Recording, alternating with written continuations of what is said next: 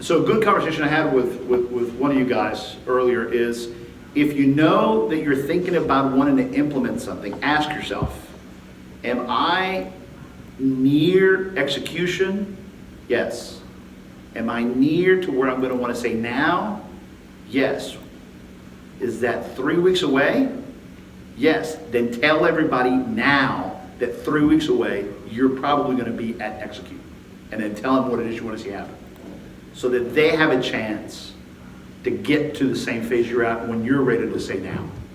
You have an idea, okay? Ask yourself, do you want to be that done now in the next 30 days, soon 30 to 90 days, or later 90 plus days? That's all you should ask yourself. So let's role play, okay? So you're driving and you go, oh man, and you think about it, right? Boom! You know you want that done. So ask yourself, now, soon, or later? Andy, role play with me. When do you want that? Within 30 days. Within 30 days. So that one goes here. Okay? Then your next one goes here. Then your next one goes here. Then your next one goes here. Okay? How much money would a COO pay for this right here after a good 45-minute brainstorming with you, if I can get you to brain dump all your issues of what you want to see done now, soon, or later? How valuable would this chart be? And how many times do COOs sit down with their owners and say, let's talk in these terms? And let's make sure we're regularly visiting this every 2 weeks to make sure these top projects are what are governing everything we do. An exercise like this can create an incredible amount of alignment between owners and COOs and plan ahead. And look, it's whiteboard. You can put this where? You can put this anywhere. You know what? Now when I'm thinking about it, it really ought to be right here. You know what? This one over here really needs to be right here. As a matter of fact, I want this one done in 2 weeks. I want to see a game plan next week. Good. Now you're talking in terms of a good decision model. You're moving away from style one that says, idea now, boop, squirrel now. Because that's what eats away at your leadership as owners. After about 8 weeks of having owners and COOs talk like this, you'll notice that the one who catches this better than anybody else is who? The owners. Because they realize how powerful this is, because they're now able to communicate and tell folks, hey guys, look what's coming down the pipeline. I want that, you know what I'm saying? So they get to realize that the more they put on a chart like this, or it can be a spreadsheet, the more the COO has said to them, I'll get everybody ready on soon and later if you talk to me in these terms. Oh, really? Oh, let's put this to test. Sure enough, it starts happening. Owners just eat this, and they carry that spreadsheet with them.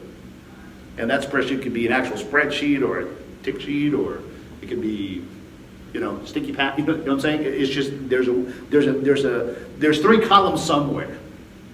Okay, we usually call it in the book that I wrote on this. I usually call it your top projects report or your top projects document.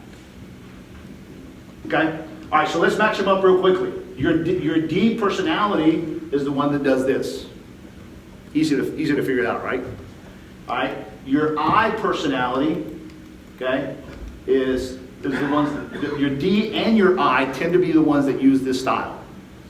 Style number 2. Okay. Then your third style, the one that says create, refine with a little push, they'll go to yes. It's usually the S personality. Okay. And then the fourth style, the one that says create, refine, and it's hard to move them out of that, is the C. So how do you move a C into agreeing with your plan? What should you do? Talk enthusiasm? No. Talk what? Facts and data. They will get very, very excited inside about data, and they will execute, but I really don't want their woohoo. I just need their honest, sincere approval, because they're the ones who are going to go convince the other high C's in the building.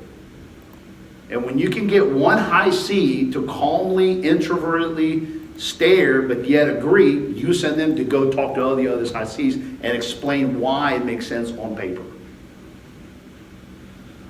Okay, so what's the right decision? All right, so what's the right decision?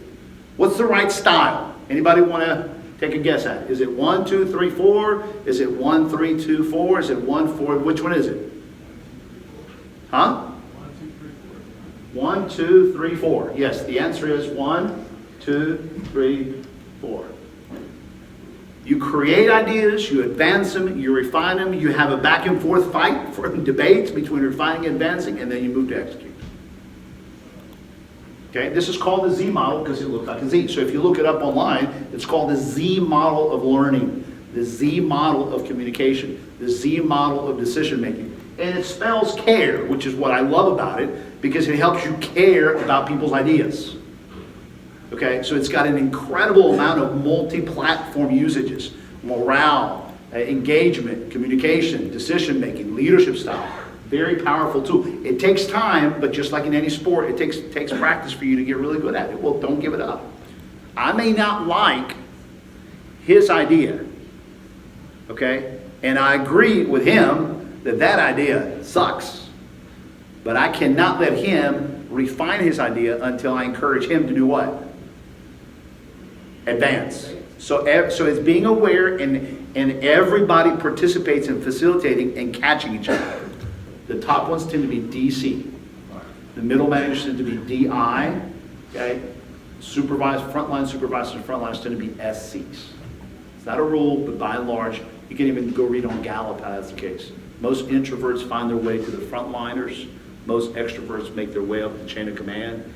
And the gregarious individuals find their way in the middle because most of them are middle children.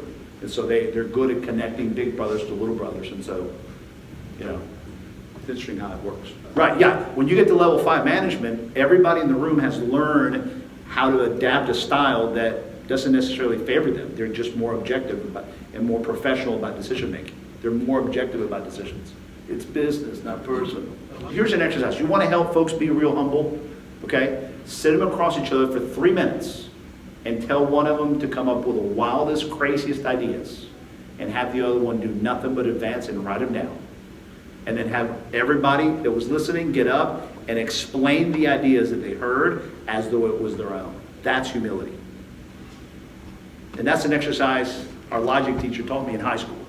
Okay, you sit and listen, and then you turn around and explain it, and you explain it so well that everybody could think that it was your idea. You removed yourself from the game, and you're now representing somebody else's ideas. That takes a lot of humility, which is really the essence of leadership, is learning how to be able to say, hey boss, this is what they said. It's not, hey boss, this is what I'm interpreting they said. And usually the middle managers, they redefine because they didn't like what they heard, so they go tell the owners what they think, not what they actually heard. So the breakdown starts way early. Learn to say, we're now in this phase, we're now in recreation phase, we're now in advanced phase, okay? Use the phases, use the language, okay? Make sure everyone's moving together.